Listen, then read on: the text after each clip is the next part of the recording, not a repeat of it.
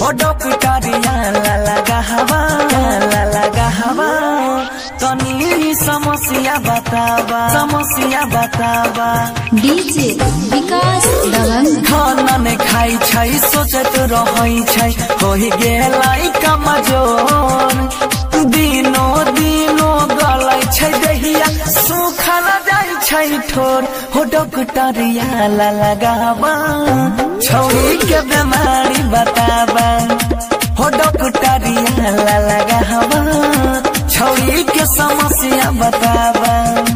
हो डॉक्टरिया लगावा तनी समस्या बतावा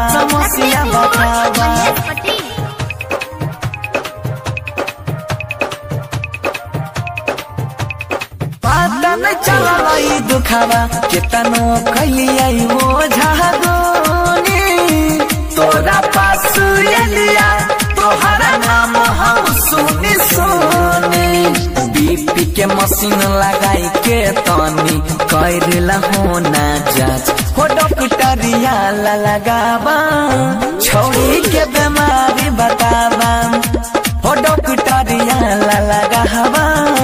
तनी समस्या बतावा हो डॉक्टरिया लगावा तनी समस्या बतावा डीजे विकास दबंग हमारा लगै छै एकरा लगी गेलै लव के हवा सेट न कैले कई कोनो आयुर्वेद के दवा कहै छ बनसी मनीष सुजीत के बतिया बतावा साथ हो डॉक्टरिया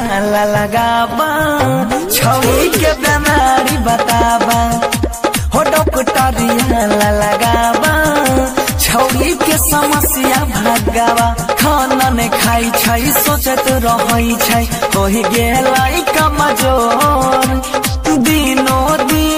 गलै छै दहिया सुखा न जाय छै ठोर हो डॉक्टरिया लगावा